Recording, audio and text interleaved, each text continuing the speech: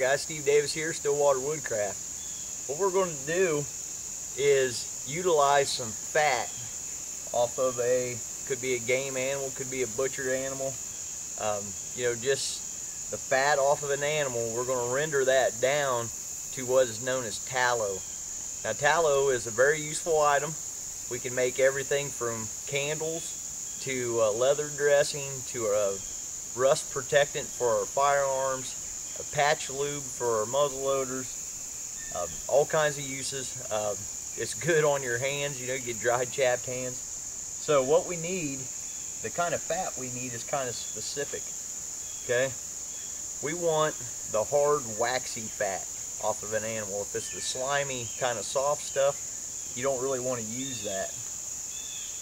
You're just going to get this fat. If you don't kill or butcher an animal yourself, you can go to a butcher or maybe some meat markets and buy fat. But what we're going to want to do is kind of try to trim any meat off of this that's left on there. We don't want any meat in it. And then we're going to want to cut this up into some smaller chunks.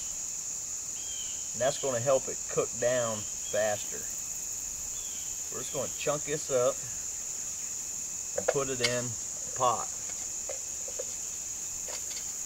We're going to keep doing this. You see there's some meat on there. I'm just going to flay it off.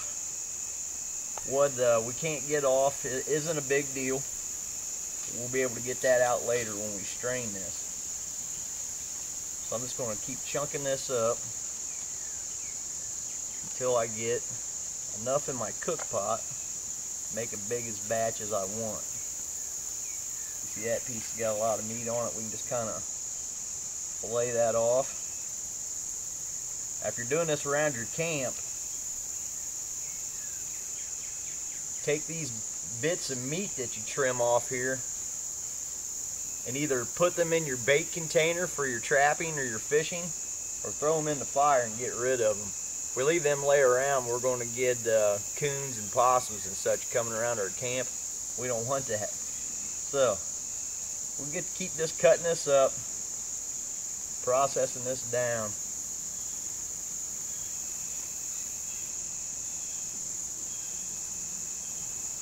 Like I said, smaller chunks that you can cut up, the better.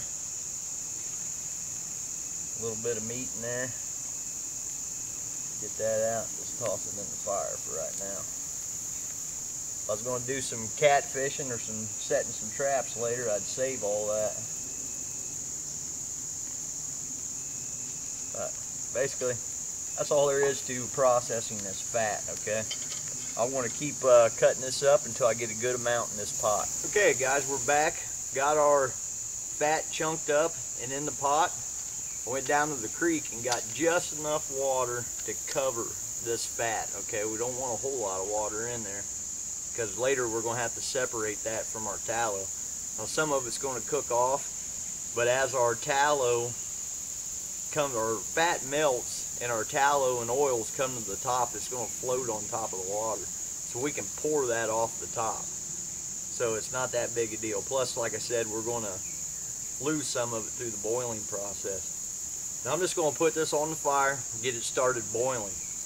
Now you guys notice maybe that anytime I'm working around the fire, when I have my flintlock with me and I'm wearing a powder horn, I take that powder horn off and put it with my flintlock over by my camp. I don't want anything to happen around the fire when I got, you know, 3/4 or a pound of black powder strapped to my side. Just you know, we got to be safe. We're going to want to monitor this pot too, because this is a tin lined pot, so we don't want to overheat it where there's nothing to back it up as a heat sink and melt our tin. So I'm just going to get it on here, get it started. As this boils, we'll check the progress. Here you can see we're boiling. Now that fat, as you can see, has already started to melt a little bit. We're just going to want to keep that stirred up. Make sure our tin lining here on the pot isn't getting too hot and starts running. That is one of the advantages over modern cooking kettles or pots. we're just going to keep stirring that up. You can see this white starting to form on top of the water. That's the melted tallow. So we're getting her done. It's just going to take a little bit of time. I added some water to this so it stopped boiling for a second. And you can see the yellow there floating on top is the tallow coming to the top of the water. Okay, this has been boiling away for a while. You can see some stuff starting to float to the top. This is milky white all the way down to the bottom. So that means we're getting the fat melted down and the water cooked out.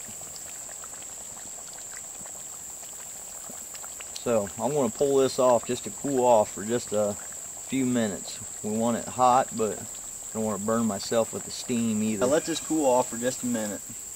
I want to store my tallow in this tin can. So there's a couple ways we could separate this. We could just dump it all through a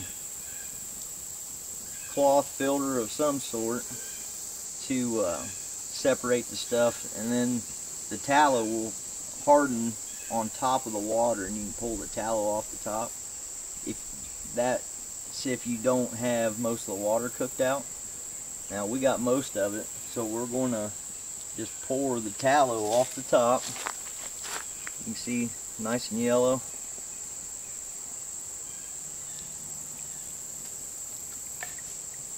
We're going to let it go down through that filter, get all our chunks out.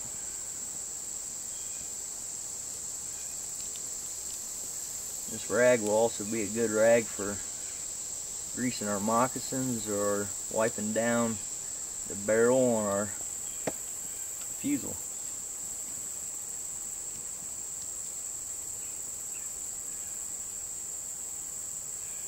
So I'm going to let that sink down through there. Just keep, there, see we're starting to, it's a little bit watery. Maybe not. We're going to let that filter out for a second, and then we're going to wring out the rest of the stuff that's in this fat. Alright guys, when we left off here, we dumped the liquid off of our tallow. So I'm going to pull this cloth off.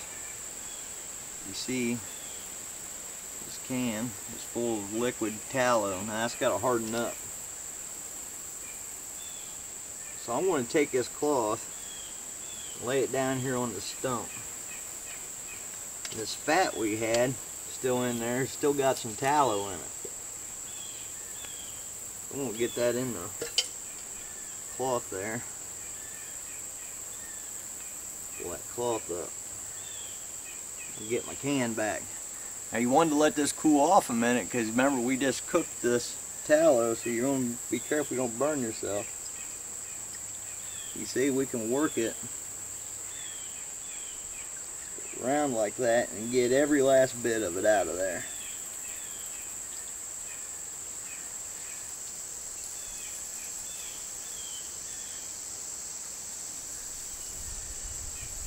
So we'll keep squeezing this, working it around, fill the can up, and we'll see what we can do with it. Alright, we're back here. Some of this is cooled off. I poured off a little tin of the tallow to keep in the shooting bag to lubricate patches. This is still a little liquid. It's about that full. Here we have a leg bone from a deer with a toe bone glued to the back with pine resin glue so it'll sit. It's hollow, filled with the tallow, and a wick made out of twisted up poplar bark. So we got a candle out of it. And then we have the rag that we strained the fat through. It's got a thick coat of grease in it now. We use that to wipe off our moccasins, our gun, any of our metal stuff like our axe, protect it from rust. We could tie it around our lock to help keep the water off of it. All kinds of uses for that. So for a resource that oftentimes gets left in the woods or on the floor of the butcher shop, here's a good way to utilize that. It only took about an hour and a half with doing other things in between, so not that much trouble for a really good resource. So Thank you guys for joining me. This has been Steve Davis, Stillwater Woodcraft. Thank you for your views. Thank you for your support. We'll see you on the next one.